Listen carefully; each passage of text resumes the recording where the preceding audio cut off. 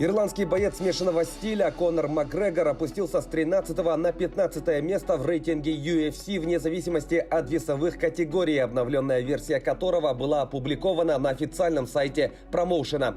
Помимо этого, ирландец опустился с 4 на 6 позицию в рейтинге легкого веса. Напомним, в минувшее воскресенье Макгрегор проиграл нокаутом американцу Дастину Порье в главном поединке турнира UFC 257.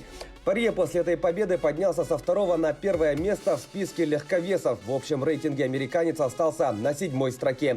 Лидером рейтинга вне зависимости от весовых категорий является россиянин Хабиб Нурмагомедов, владеющий чемпионским поясом в легком весе. Футболисты Интера обыграли Милан в четвертьфинальном матче Кубка Италии. Встреча завершилась со счетом 2-1. В составе победителей результативными ударами отметились Ромелу Лукаку и Кристиан Эриксон. Единственный мяч Милана забил Златан Ибрагимович, который данный матч не доиграл. Шведский нападающий красно-черных был удален с поля на 58-й минуте за вторую желтую карточку. В полуфинале турнира Интер встретится с победителем игры между Ювентусом и Спалом, которая состоится этой ночью. Немец Томас Тухель возглавил английский футбольный клуб Челси. Об этом сообщает пресс-служба лондонцев. Соглашение с 47-летним специалистом рассчитано на 1,5 года. На этом посту он сменил Фрэнка Лэмпарда, который тренировал аристократов с июля 2019 года. Англичанина отправили в отставку 25 января. Санкт-Петербургский «Зенит» в гостях проиграл испанской «Барселоне» в матче регулярного чемпионата Евролиги. Игра завершилась со счетом 81-85.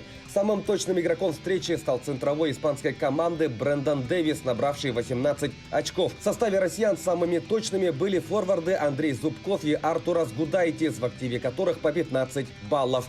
Барселона возглавляет турнирную таблицу Евролиги, одержав 16 побед в 22 матчах. «Зенит» с 13 победами в 20 встречах идет на 4-й позиции. В следующем туре испанский клуб в гостях сойдется с греческим «Олимпиакосом», а питерцы на выезде сыграют с итальянским «Миланом». Оба матча состоятся 28 января.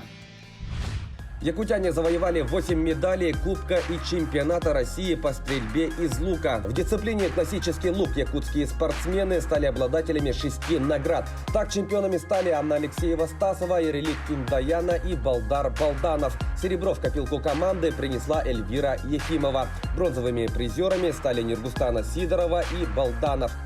Также бронзовые награды завоевали женская и мужская сборные республики в командном первенстве по стрельбе из блочного лука. Таковы главные спортивные новости к этому часу. Занимайтесь спортом и будьте здоровы!